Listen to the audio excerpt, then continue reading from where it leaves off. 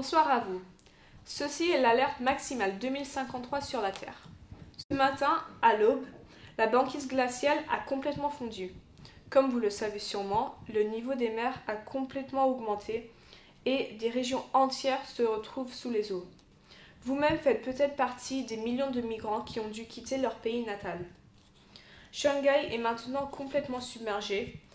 Le brouillard noir et épais qui recouvre Pékin est toujours présent et la plupart des Pékinois doivent maintenant être assistés d'une bouteille d'oxygène et pour la plupart, ils ont même perdu le sens des couleurs.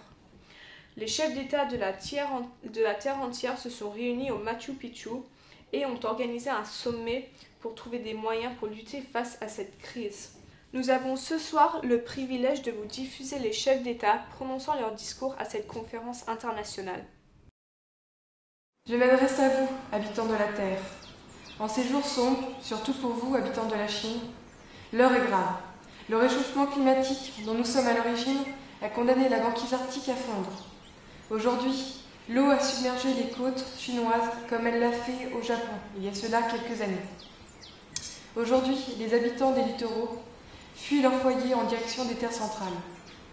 Le sort s'acharne sur la Chine, où un terrible mal agit. Le brouillard de pollution les empêche de vivre en toute quiétude. Mais ne perdons pas espoir. Aujourd'hui, je vous parle au nom de la France, mais avant tout en tant qu'être humain. Nous vous annonçons qu'un groupe important d'ingénieurs et de scientifiques sélectionnés parmi l'élite mondiale a mis au point de nombreuses solutions. La machine pour absorber la nuée noire a été finalisée il y a quelques jours. 2 arches, Marion 1 et Marion 2, ont été réalisées. Elles serviront à recueillir tous les malheureux privés de leurs habitations.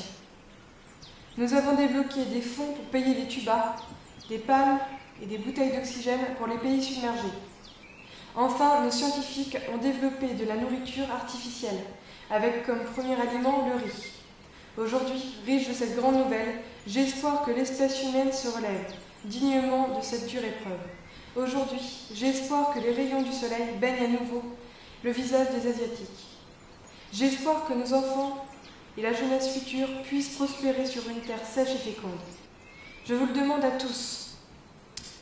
Gardez espoir en l'avenir, vous n'espérez en rien.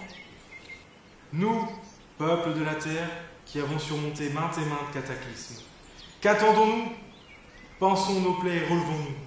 À l'instar de Babel, unifions-nous pour reconstruire. Aujourd'hui, 2053, la terre se meurt et l'humanité avec. Celui qui regarde au dehors l'anéantissement le plus total sans jamais idéaliser ne verra pas la beauté du genre humain. L'eau immerge la quasi-totalité des terres. Le gris se substitue au bleu du ciel. Proposons en contrepartie de la mort des idées folles. Certains avancent l'idée d'une ville sous-marine, d'autres une arche de Noé, pourquoi pas?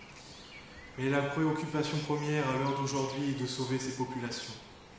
Avec l'approbation de tous les chefs d'État de la planète, nous invitons toutes les personnes en mesure de venir au Machu Picchu, de nous rejoindre là où des camps de fortune ont été établis, là où il existe encore un peu d'espoir.